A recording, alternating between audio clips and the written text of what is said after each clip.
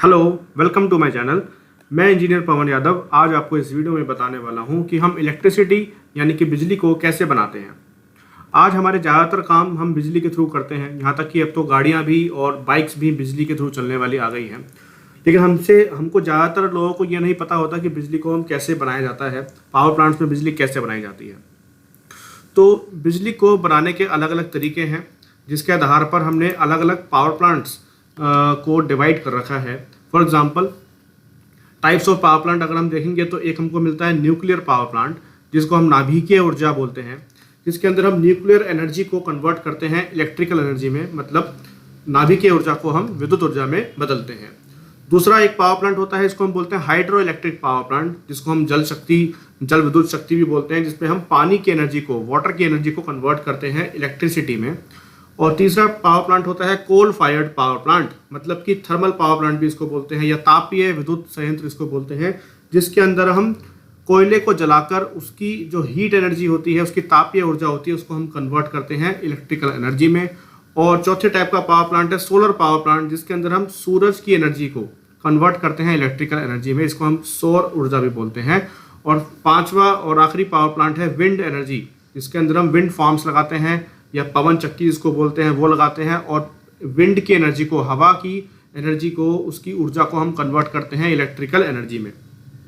तो इन सभी power plant में अगर हम देखें, अगर हम सोलर पावर प्लांट को अलग कर दें तो बाकी जो सभी चारों पावर प्लांट्स हैं, इन सभी के अंदर एक चीज़ कॉमन है। वो कॉमन चीज़ ये है कि इन सभी के अंदर एक जनरेटर होता है, और हमको किसी भी तरीके से उस जनरेटर के अंदर एक शाफ्ट होती है, उस शाफ्ट को घुमाना होता है। उस शाफ्ट को घुमाने के अलग अलग तरीके हैं, जैसे कि न्यूक्लियर वाले में हम न्यूक्लियर एनर्जी को जनरेट करके उसको यूज़ करते हैं शाफ्ट घुमाने के लिए।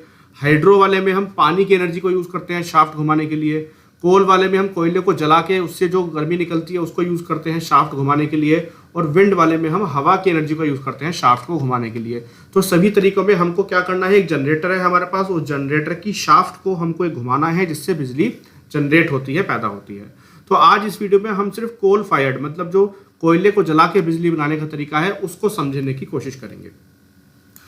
तो ये एक कोल वाला जो पावर प्लांट होता है, थर्मल पावर प्लांट जिसको बोलते हैं, उसका एक डायग्राम है जिसमें सभी पार्ट्स उसके दिखाए गए हैं। एक एक करके हम इसके सभी पार्ट्स पढ़ेंगे, उसके फंक्शन समझेंगे कि क्या क्या फंक्शन होते हैं, और मैं आपको रियल फोटोग्राफ्स दिखाऊंगा इन सभी पार्ट्स की, जो मैंने एक पावर प्लांट से ली है। सबसे पहला जो पार्ट है वो है ये, जिसको हम बोलते हैं कन्वेयर बेल्ट।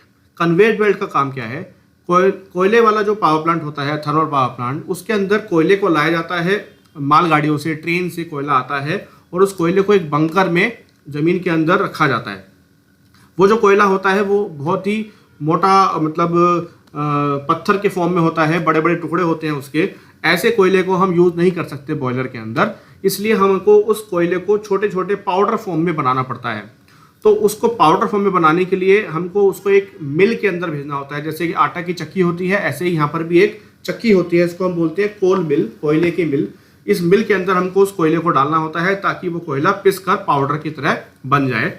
तो उस कोयले को बंकर से निकाल के, जहाँ पर मालगाड़ी ने उसको डाला है वहाँ से निकाल के, और मिल तक जो लाया जाता है वो हम एक कन्वेयर बेल्ट के थ्रू लाते हैं। कन्वेयर बेल्ट क्या होती है, एक चौड़ी सी बेल्ट होती है जिसके ऊपर कोयला चलता है, और वो बेल्ट चलती रहती है आगे आगे आगे, क्योंकि उसके नीचे मोटर्स लगी होती हैं। मोटर उस बेल्ट को चलाती रहती है, और बेल्ट के ऊपर कोयला भी चलता रहता है आगे, और मिल तक पहुंच जाता है। मैं आपको आगे उसकी रियल फोटोग्राफ्स दिखाता हूँ।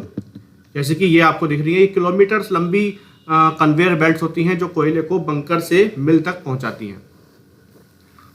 अगला पार्ट है मिल। ये है आपकी कोल मिल, जिसको हम पल्वराइजर भी बोलते हैं या क्रशर भी बोलते हैं। इस मिल के अंदर ये जो कोयला कन्वेयर बेल्ट से आया है ये पिसता है, इसके अंदर बहुत सारी रोलर्स होते हैं। वो रोलर्स जो होते हैं वो इस कोयले को पीसते हैं और पाउडर फॉर्म में इसको बना देते हैं, और इस पाउडर फॉर्म वाले कोयले को फिर हम बॉयलर के अंदर डालते हैं, जहाँ पर ये इसको जलाया जाता है।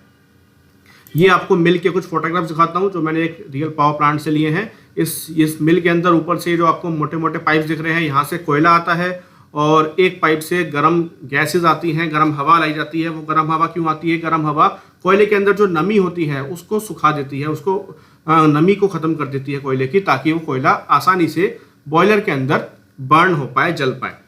और ये मिल से कोयला बाहर निकलता है पाउडर फॉर्म में और जाता है बॉयलर के अंदर। अगला पार्ट है बॉयलर। इस बॉयलर के अंदर कोयला आया पाउडर फॉर्म में और उसको हमने जलाया। जलाने से बहुत ज़्यादा गर्मी पैदा हुई और उस गर्मी को हमने, ये आपको पाइप्स दिख रहे हैं, ये पाइप्स के अंदर पानी चल रहा है, ठंडा पानी इसके अंदर आता है और गर्मी की वजह से, जो कोयला जल रहा है इसकी गर्मी की वजह से वो पानी बहुत ज़्यादा गर्म हो जाता है और उसकी भाप बन जाती है, हाई प्रेशर के अंदर उसकी स्टीम बन जाती है और उस स्टीम को फिर हम आगे यूज़ करते हैं टरबाइन के अंदर। ये आपको मैं रियल फोटोग्राफ दिखाता हूँ एक बॉयलर की। ये बॉयलर है, ये आपको दिख रहा है यहाँ पर, ये कन्वेयर बेल्ट का पार्ट है। यहाँ से कोयला आया, ये मिल में गया, मिल से कोयला पाउडर फॉर्म में बना और वो यहाँ पर जाएगा। ये बॉयलर है, बॉयलर के अंदर जाके वो जलेगा। अगला पार्ट है इसका टरबाइन। ये टरबाइन जो है ये आपको दिखाई दे रही है। टरबाइन क्या होता है? टरबाइन एक पंखों का ग्रुप है, बहुत सारे पंखे टाइप्स होते हैं, इसको ग्रुप में बना के हमने एक टरबाइन बना दी है। ये जो हाई प्रेशर स्टीम बनती है, इसको जब हम टरबाइन के ऊपर डालते हैं, पंखे के ऊपर डालते हैं, तो वो पंखा एक तरीके से घूमने लगता है, टरबाइन घूमने लगती है। और टरबाइन के घूमने के साथ साथ ही जो टरबाइन के साथ हमने जनरेटर कनेक्ट कर रखा है, वो जनरेटर की शाफ्ट भी घूमने लगती है, जिससे बिजली पैदा होती है। मैंने आपको बताया था कि हमको बिजली कैसे पैदा करनी है, जनरेटर की शाफ्ट को हमको किसी तरीके से घुमाना है, उससे बिजली पैदा हो जाएगी। तो हमने जो हाई प्रेशर की स्टीम आई उसको हमने टरबाइन के ऊपर डाला, जिससे कि टरबाइन घूमने शुरू कर दिया और टरबाइन के साथ साथ जो जनरेटर है उसकी शाफ्ट भी घूमना शुरू कर देगी। ये एक रियल टरबाइन की फोटोग्राफ है। ये जो हम येलो केसिंग देख रहे हैं और ये जो केसिंग देख रहे हैं, इसके अंदर टरबाइन होती है और ये जो मोटी पाइपलाइन आपको दिखाई दे रही है, इसके थ्रू स्टीम आती है, हाई प्रेशर की स्टीम, बहुत ज़्यादा अमाउंट में स्टीम आती है और टरबाइन के ऊपर एकदम से हाई प्रेशर से आके गिरती है, जिसकी वजह से टरबाइन घूमना स्टार्ट कर देती है। ये टरबाइन की रियल फोटोग्राफ है। ये देख रहे हैं आप, ऐसे ये फैंस टाइप होते हैं, इसको मिला के हमने टरबाइन बनाई है। बहुत बड़े साइज की टरबाइन होती है। नेक्स्ट पार्ट है जनरेटर। जनरेटर के अंदर जैसे मैंने बताया टरबाइन के साथ कनेक्ट है इसकी शाफ्ट, तो जब टरबाइन घूमेगी तो इसकी शाफ्ट भी, जनरेटर की शाफ्ट भी घूमेगी और इलेक्ट्रिसिटी जनरेट इसके अंदर होती है। प्रिंसिपल क्या है इलेक्ट्रिसिटी जनरेशन का? फैराडेज का इलेक्ट्रोमैग्नेटिक प्रिंसिपल, जो हमने पढ़ा होगा अपने 12th क्लास के अंदर, फिर इसके अंदर पढ़ते हैं इलेक्ट्रोमैग्नेटिक इंडक्शन का प्रिंसिपल। उसके बेस पर यहाँ पर इलेक्ट्रिसिटी जनरेट होती है। ये एक रियल फोटोग्राफ है जनरेटर की। ये जनरेटर की शाफ्ट है जो अंदर टरबाइन के साथ कनेक्ट होती है और घूमती है। नेक्स्ट पार्ट है इसका ट्रांसफॉर्मर। तो जो जनरेटर से बिजली पैदा हुई, जो बिजली जनरेट हुई है, उसकी जो वोल्टेज होती है वो लो होती है और जब हमको बिजली को बहुत दूर डिस्टेंस पर भेजना होता है तो हमको हाई वोल्टेज पर भेजना होता है। तो उस जो जनरेट हुई है बिजली जनरेटर से, उसकी वोल्टेज को बढ़ाने का काम ये ट्रांसफॉर्मर करता है और उसकी वोल्टेज को 220 kV पर या 765 kV पर या 400 kV पर ये बढ़ा देता है, स्टेप अप कर देता है और फिर उस बिजली को, हाई वोल्टेज वाली बिजली को हम आगे ट्रांसमिट करते हैं। ये एक जनरेटर ट्रांसफॉर्मर की रियल फोटोग्राफ है। ये ट्रांसफॉर्मर जो जनरेटर से बिजली पैदा हुई है उसकी वोल्टेज को बढ़ाने का काम करता है। नेक्स्ट पार्ट है ट्रांसमिशन लाइन। तो ट्रांसफॉर्मर ने जो बिजली की वोल्टेज को बढ़ाया है उसको हमको दूर दराज के इलाकों में भेजना है। उसके लिए हमको एक ट्रांसमिशन लाइन की ज़रूरत पड़ती है। ट्रांसमिशन लाइन उस बिजली को वहाँ तक पहुँचा दे देती है जहाँ पर उसको यूज़ करना है।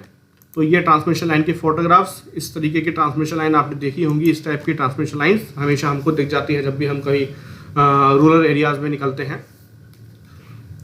और ये आपका बिजली बनाने का प्रोसेस तो कंप्लीट हो गया, लेकिन एक कन्फ्यूज़न ये रह गया कि जो हमने स्टीम टरबाइन के ऊपर डाली थी, जिसने टरबाइन को घुमा दिया था, उस स्टीम का फिर क्या हुआ? तो उस स्टीम को हम वापस से ठंडा करते हैं और उसका फिर से पानी बना देते हैं कंडेंस करा के उसको, और उसको फिर से हम बॉयलर के अंदर डाल देते हैं, तो ये साइकिल कंप्लीट हो जाती है। तो ये स्टीम को वापस ठंडा करके पानी बनाने का प्रोसेस इस वाले एरिया में होता है जो टरबाइन के नीचे है। इसको बोलते हैं कंडेंसर। कंडेंसर के अंदर स्टीम को हम ठंडा करते हैं। ठंडा करने के लिए हम एक ठंडा पानी स्टीम के थ्रू गुजारते हैं। ये ठंडा पानी का पाइप आपको दिखाई दे रहा है। ये ठंडा पानी स्टीम के थ्रू गुजरता है, जिससे कि ये पानी जो होता है ये गर्म हो जाता है, क्योंकि ये स्टीम से गर्मी अपने अंदर एब्जॉर्ब कर लेता है और स्टीम ठंडी हो जाती है। स्टीम ठंडी होकर पानी बन जाती है, जिसको हम वापस बॉयलर के अंदर डाल देते हैं। और ये जो पानी गर्म हो गया था, इसको वापस ठंडा करने के लिए कूलिंग टावर्स होती हैं। कूलिंग टावर्स ये जो गर्म पानी आया है इसको वापस ठंडा कर देती है और फिर से कंडेंसर के अंदर डाल देती है। तो ये एक साइकिल यहाँ पर चलेगी आपकी वाटर की, स्टीम बनेगी, वाटर बनेगा, वापस स्टीम बनेगी, वाटर बनेगा। और एक साइकिल यहाँ चलेगी वाटर की, जो ठंडा पानी आएगा, फिर गर्म हो जाएगा वो पानी, वापस कूलिंग टावर में जाएगा, फिर ठंडा हो जाएगा, फिर यहाँ आएगा, फिर गर्म होकर कूलिंग टावर में जाएगा। तो 2 साइकिल्स यहाँ पर वाटर की चलेंगी। ये रियल कंडेंसर की फोटोग्राफ है। जो टरबाइन के नीचे कंडेंसर होता है वो इस टाइप का दिखता है। और ये फोटोग्राफ है कूलिंग टावर्स की। जो कूलिंग टावर्स मैंने आपको बताई, जो पानी को ठंडा करने के लिए यूज हो रही हैं, वो इस टाइप की होती है। ऊपर से इसमें भाप निकलती रहती है गर्म। तो ये पूरा प्रोसेस हुआ आपको बिजली बनाने का। और एक पार्ट इसका बच गया, जो कि है ये हम सबने देखा होगा। ये है चिमनी। जो कोयले को हमने बॉयलर में जलाया, उसके जलाने के बाद जो ऐश निकलती है और जो धुआं निकलता है, स्मोक निकलता है, ऐश को हम एक तरीके से अलग कर देते हैं। जो अलग प्रोसेस है, ऐश हैंडलिंग में हम उसको अलग कर देते हैं। कुछ ऐश यहाँ से भी बाहर निकलती है, लेकिन ज़्यादातर ऐश हम अलग कर देते हैं। और यहाँ से सिर्फ जो बाहर निकलता है वो स्मोक होता है, धुआं होता है। तो ये हमारा पूरा प्रोसेस हो गया। एक थर्मल पावर प्लांट कैसे काम करता है वो हमने इस वीडियो में समझा।